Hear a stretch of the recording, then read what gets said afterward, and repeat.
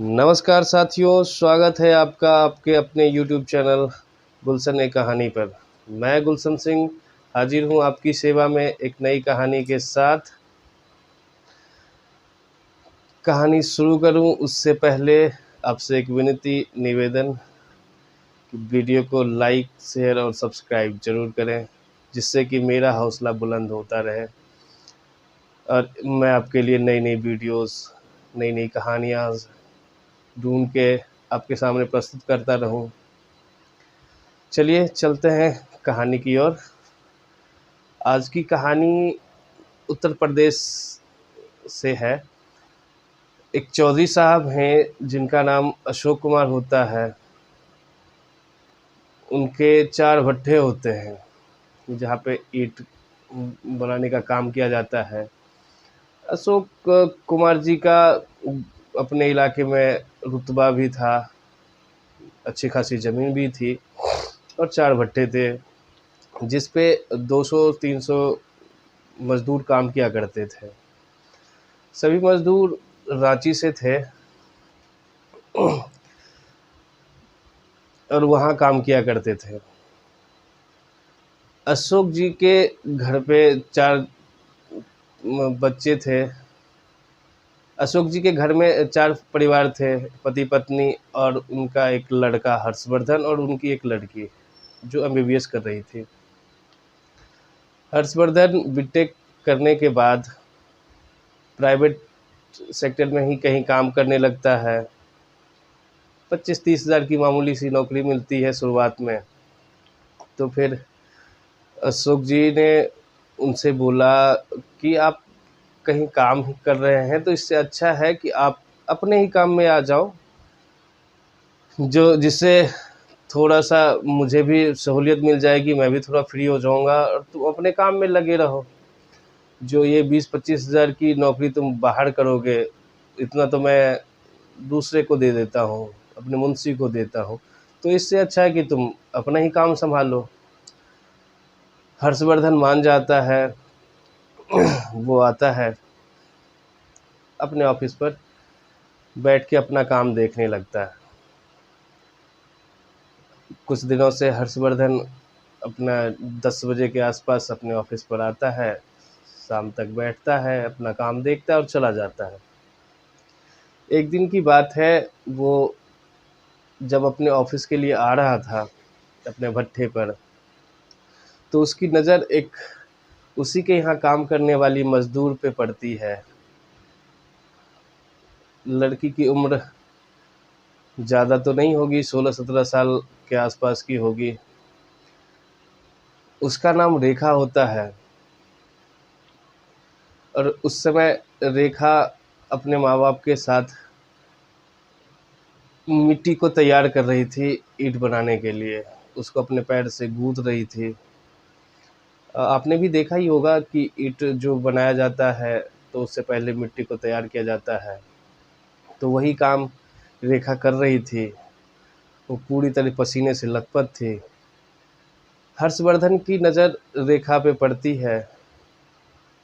रेखा भी जब हर्षवर्धन को देखती है तो वो थोड़ी सहम जाती है। उसने दौड़ के अपना दुपट्टा लिया, अपना पसीना पोंछा और खड़ी हो गई।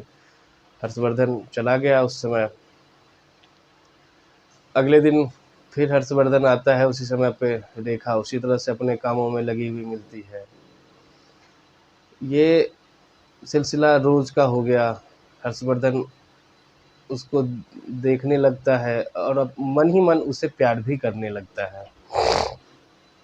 कुछ दिनों के बाद एक दिन जब हर्षवर्धन आया तो उसे रेखा नहीं दिखाई दी। तो वो इधर-उधर गया जहाँ वो रहते थे रेखा अपने माँ-बाप के साथ में। उस जगह पे भी गया, वहाँ भी कोई नहीं था। तो हर्षवर्धन परेशान होने लगा। अब वो ना किसी से कुछ बोल पाए, ना कुछ पूछे। अब पूछे भी कैसे किसी के बारे में? ख़ास करके लड़की के मामले में तो होता ही है ऐसा। तो वो किसी से पूछ भी नहीं रहा था और अपना काम कर रहा था, लेकिन उसका मन नहीं लग रहा था काम में।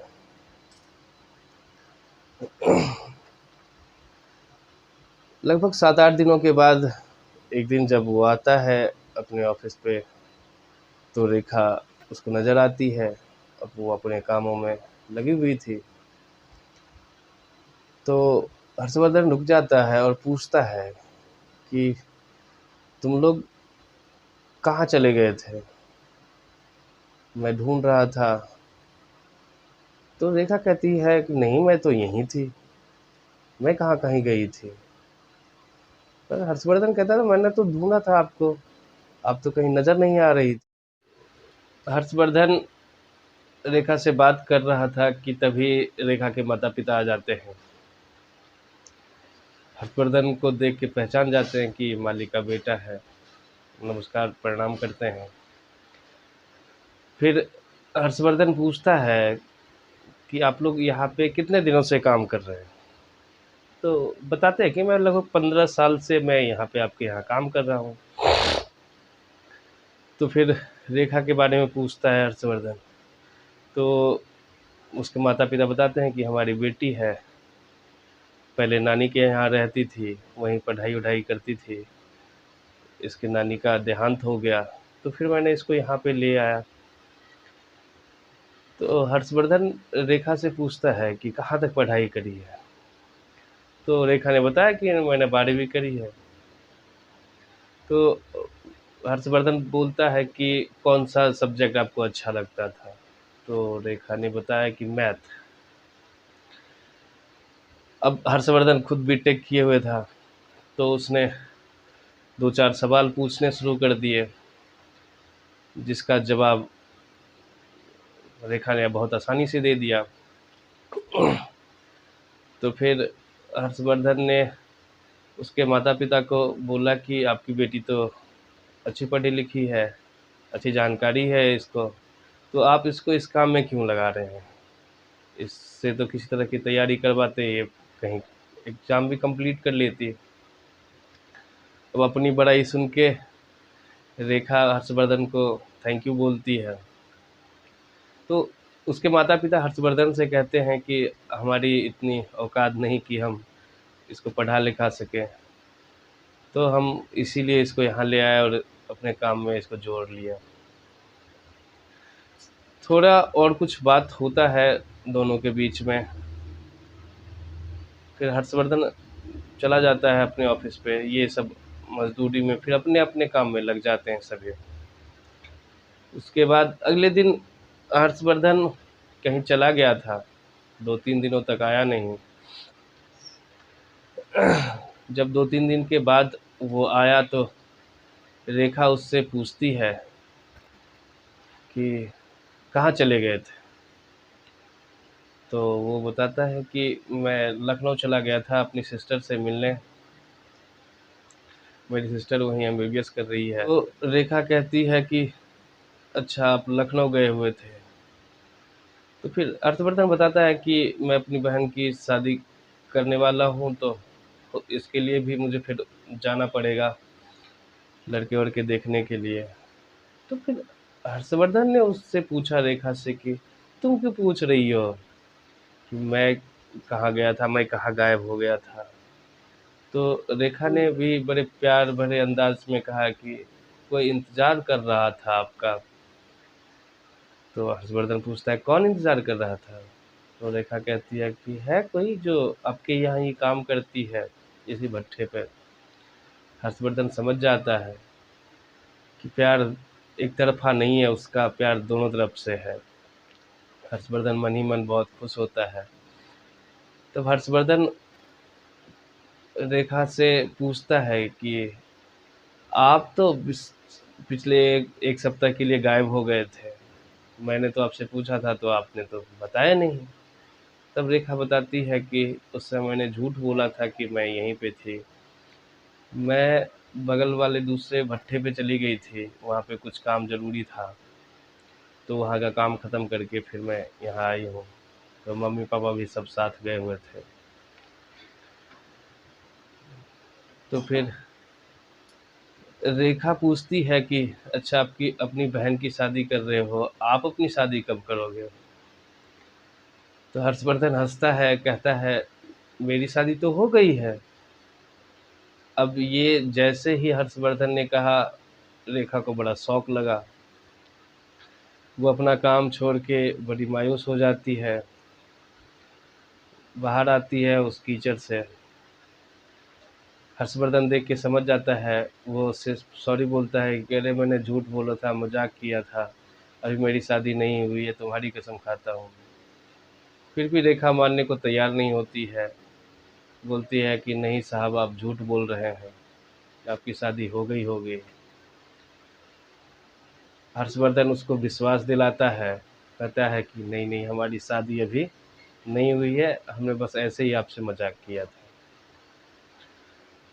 दोनों एक दूसरे को गले लगा लेते हैं। दोनों को होश ही नहीं था कि वो कहाँ खड़े हैं, कोई देख लेगा नहीं देखेगा, इस सब से दूर दोनों एक दूसरे को गले लगा लेते हैं वहीं पे। कि तभी रेखा की माँ उधर से आ रही होती है, उसकी नज़र पड़ जाती है। उसने थोड़ा सा बर्तन का आवाज़ किया।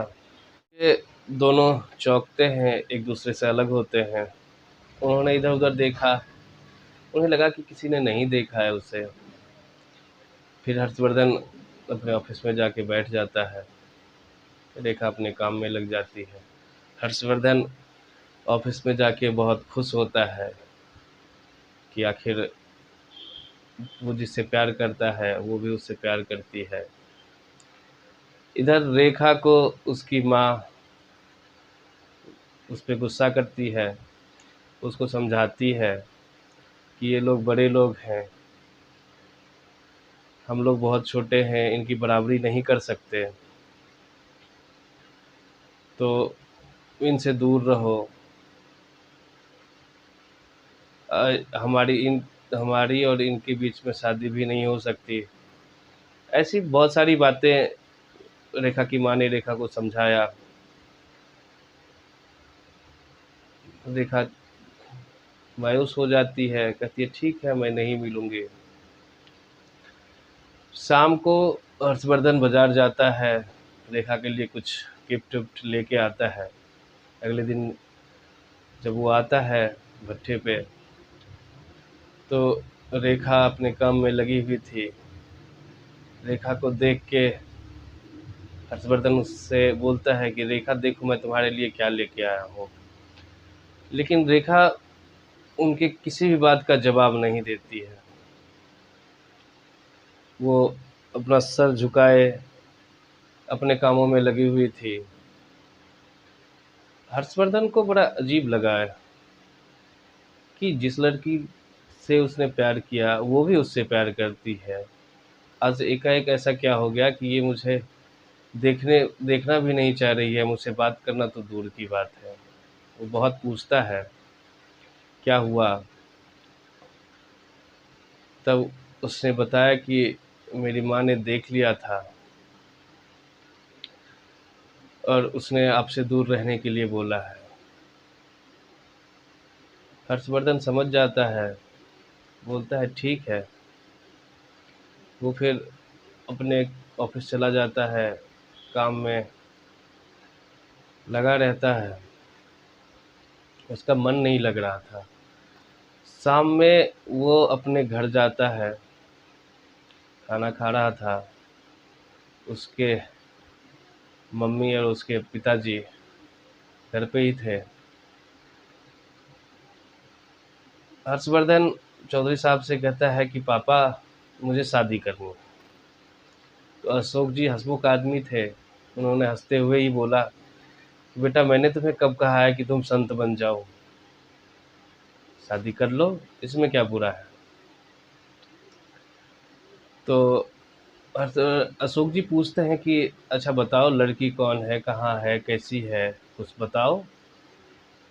तो हर्षवर्धन कहता है कि लड़की बहुत ही सुंदर है, लेकिन हाँ थोड़ी कम पढ़ी लिखी है। तो इस बात पे अशोक जी बोलते हैं कि बेटा देखो, अनपढ़ तो लड़की नहीं चाहिए अपने घर में।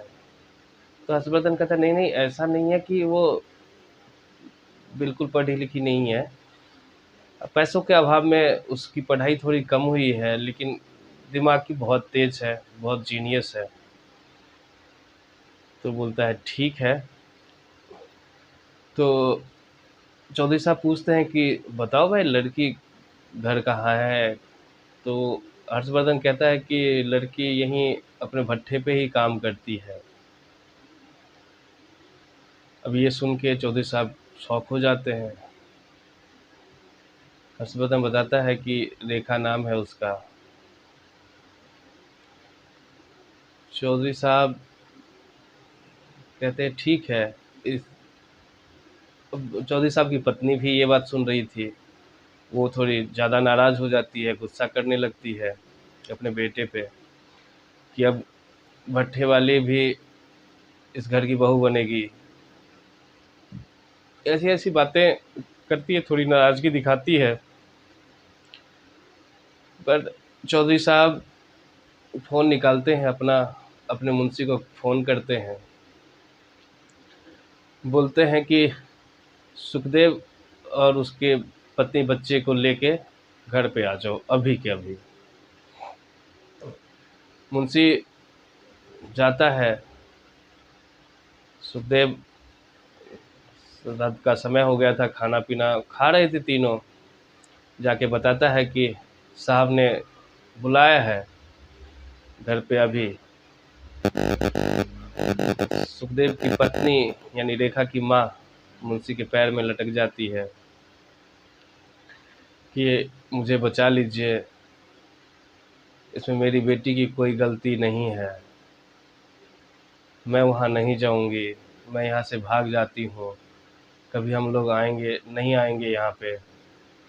तो मुंशी खुद शौक में पड़ जाता है, इसको तो कुछ पता ही नहीं था। तो फिर सारी कहानी पूछता है उससे। अब वो कहता है कि तुम लोग यहाँ से भाग जाओगे तो मेरे ऊपर आफत आ जाएगी, तो चलो चलते हैं, साथ में मैं भी रहूँगा। चौधरी साहब जो भी होगा वहाँ देखेंगे, जान तो नहीं ले लेंगे ना तुम्हारी, चलो चलते हैं ऑफिस पे, घर पे। जो बात सुनना होगा तो मैं भी सुनूंगा तुम्हारे साथ में, क्योंकि हर्षवर्धन की देखरेख की जिम्मेदारी भी मेरे ऊपर ही थी, पर ऐसा कुछ हो गया, मुझे जानकारी ही नहीं थी। मुंशी तीनों को लेके आता है। अब जैसे घर पहुंचते हैं तीनों, रेखा की माँ चौधरी साहब के पैर में लिपट जाती है कि साहब माफ़ कर दो हमें, इसमें हमारे बेटी की कोई गलती नहीं है, हम यहाँ से दूर चले जाते हैं, हम कभी नहीं आएंगे, हमें छोड़ दीजिए हमारे अपने हाल पे। चौधरी साहब सुखदेव को बोलते हैं कि सुखदेव, अपनी पत्नी को उठाओ, दूर खड़े करो। सुखदेव आता है, अपनी पत्नी को उठाता है। अब दोनों हाथ जोड़े खड़े। फिर चौधरी साहब अपनी पत्नी को बुलाते हैं, कहते हैं कि लड़की को देखो, लड़की कैसी है। हर्षवर्धन की माँ भी लड़की को देखती है तो खुश हो जाती है। लड़की रेखा थी इतनी सुंदर कि कोई भी उसे एक नज़र देख के मंत्रमुग्ध हो जाता था। उसकी माँ बोलती है कि लड़की तो बहुत सुंदर है। चौधरी साहब कहते हैं ठीक है, अब आप घर चले जाइए, मैं बात करता हूँ उनसे। इतने में रेखा कहती है कि साहब मेरी ही गलती है, इसमें छोटे बाबू का कोई दोष नहीं है। उधर हर्षवर्धन कहता है कि पिताजी, इसमें रेखा की कोई गलती नहीं है, गलती हमारी ही है। सब सुनते हैं। उधर रेखा के माता पिता दोनों परेशान, डर के मारे उनका गला सूख रहा था। वो हाथ जोड़े खड़े कि साहब हमें माफ़ कर दीजिए। चौधरी साहब कहते हैं कि सुखदेव, इसमें माफ़ करने वाली क्या बात है, मेरे लड़के ने बहू देख ली है, तो हमें रिश्ता मंजूर है, हमें रेखा पसंद है और हमारे लिए घर की बहू यही बनेगी। अब ऐसी बात सुन के रेखा के माता पिता खुशी से झूम जाते हैं। उनको तो विश्वास ही नहीं हो रहा था कि चौधरी साहब शादी के लिए मान जाएंगे। तो रेखा के माता पिता कहते हैं कि साहब हमारे पास तो कुछ देने के लिए है ही नहीं, अगर आप शादी कर लेते तो मैं पूरी ज़िंदगी यहीं आपके भट्ठे पे काम करूँगा और 1 रुपया भी नहीं लूँगा। चौधरी साहब कहते हैं कि यार सुखदेव, अब तो तुम समधी हो गए हो, ऐसी बातें मत किया करो। फिर मुंशी उन तीनों को ले जाके उनके घर पे छोड़ देता है। इधर चौधरी साहब अगले दिन से ही शादी की तैयारी में लग जाते हैं। सारा इंतज़ाम करने के बाद रेखा और हर्षवर्धन की शादी कर देते हैं। तो आज की कहानी इतनी ही थी। हैप्पी एंडिंग के साथ कहानी ख़त्म करता हूँ और आपसे वही निवेदन, अनुरोध कि वीडियो अगर अच्छी लगी, कहानी अगर आपको पसंद आई है तो लाइक और प्लीज़ सब्सक्राइब कर दीजिए, जिससे कि मेरा हौसला बना रहे। जय हिंद।